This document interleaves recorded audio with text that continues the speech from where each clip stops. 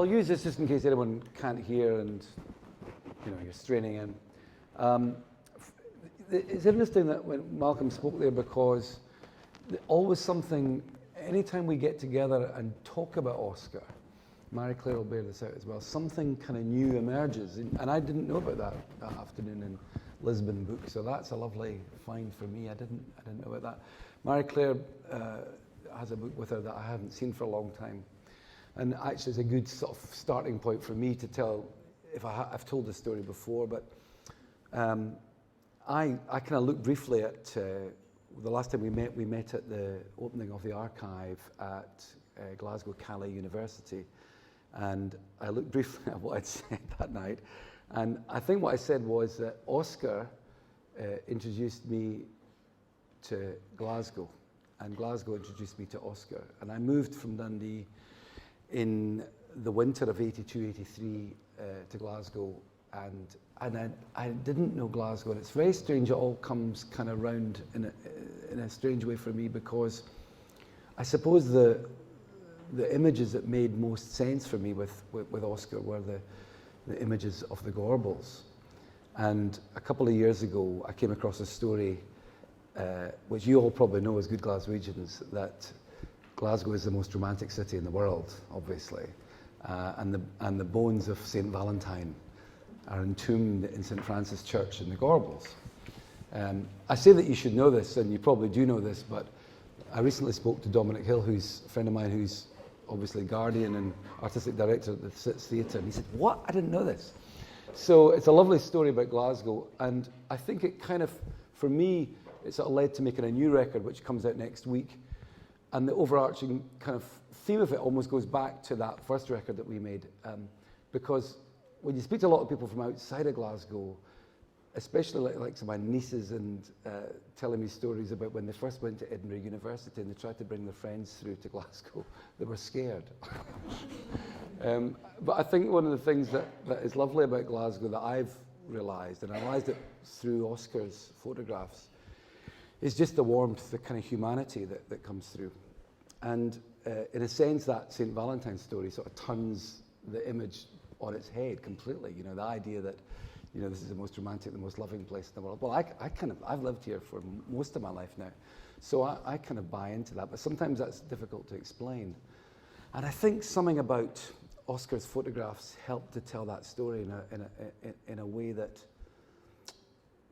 is without words. It's just images, but it's just human warmth. I got to know Oscar very briefly, that we were making a record that we were thinking of calling Raintown. It was going to be based in and around the ideas of Glasgow. And this is in late 1986. And someone had given me a present. Can you show us that book? When I first moved to Glasgow, someone gave me and I don't have a copy of it. Marie-Claire brought this beautiful book called One Man's World. And I loved it. And we were working on little demos, in fact, we were trying to get the record together in Glasgow, and it didn't happen. And one day I took that book into the studio, and I showed everyone, and we were working on songs. Malcolm mentioned some of the songs that ended up Chocolate Girl, Loaded, Raintown itself, and I started showing these photographs, and people in the band started going, "Yeah, that's him, that's the guy at Dignity," and so on.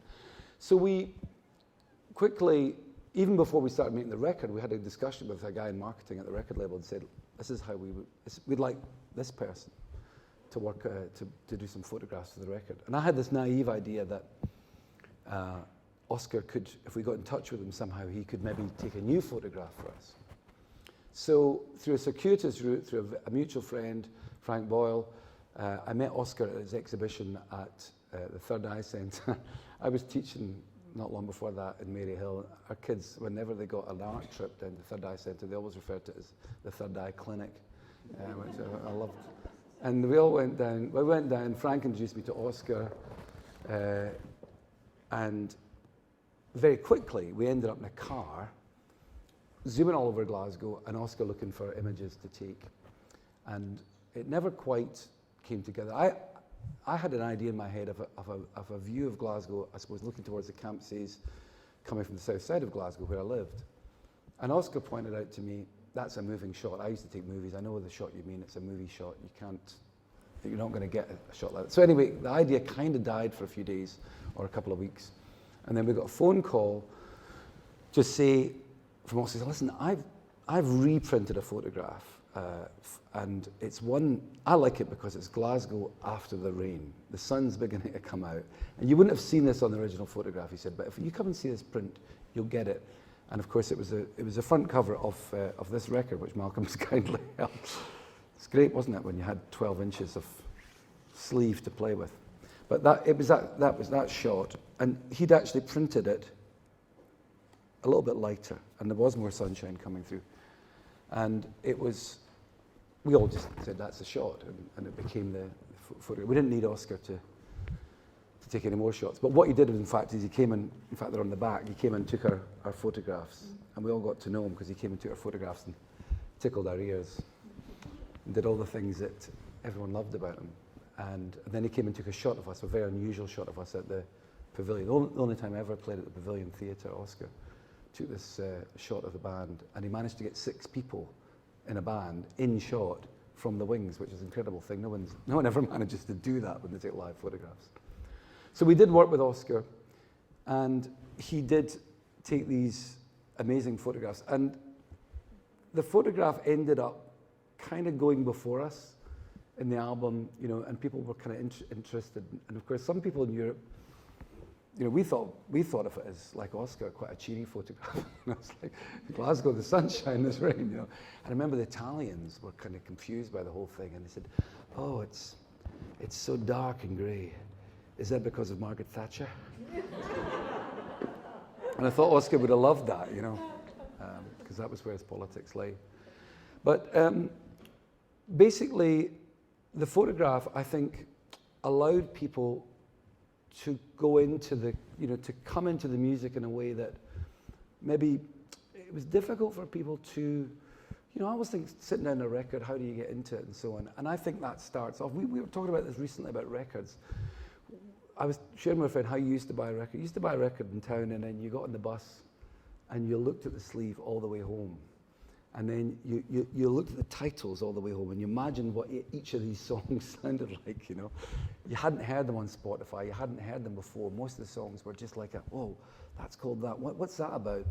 And then you looked at the credits, and then you got off the bus, and finally you got home, and you got to your record player, and you put it on.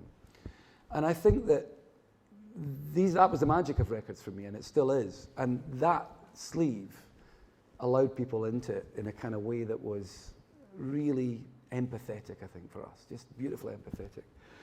And people would say to me, "Oh yeah, your first record, it's all about, urban Glasgow and blah blah." It's not really. It's a record about a marriage I was in at the time, probably falling apart more than it is anything else. It's not. It's almost like an opposite of an album of love songs. It's a difficult record. I think it's quite a troubled record in some ways, but the songs were all set in Glasgow. And they were written here, and that sort of frames it. It was the songs about also trying to get out of Glasgow, ironically, more than anything else, which I think was ironic. So we owe a huge debt of gratitude to this man that we met in 1986. By 1987, I think he was ill. He told us he was ill at the time, and we were young, daft. We didn't really know what. Didn't know that many people who would suffer from cancer. And I remember going to see him in '88 and realizing how ill he actually was. And we were so sad to lose him. And looking back on it, he was significantly younger than I am now. He died far too young. The lovely thing about the relationship with Oscar was the family were kind to me, and Drew, Lorraine and I, and his friends, had us round. We got involved in the Oscar Marzaroli Trust. And over the years, there's been a time when, maybe in the late 90s, we brought out a compilation album called Walking Back Home. We used the sleeve for that. And Oscar has traveled with us, I think. It's probably the safest thing to say. He's remained a friend of ours. We have been honoured to be associated with his photographs. People occasionally, a lovely journalistic piece by Peter Ross a few years ago, I think it was in Scotland on Sunday, and Peter wrote a lovely piece about trying to find these 3 Castlemilk lads that everyone loves, and he found them. He found their story, and in fact, Malcolm was saying that one of them had come in to see the exhibition, lives in Birmingham now. So it feels like we've been traveling with Oscar, and now we're into this kind of new era of the Gorbals as a love story, and that's interesting. I think Oscar would have liked that. And so we've been honoured to do that, and it's a huge, I'm just so grateful that Street Level Gallery are doing this exhibition, because I think people coming into Glasgow, if I was coming to Glasgow, this would be my first stop. I think it'd be a lovely entrance into Glasgow. Thank you.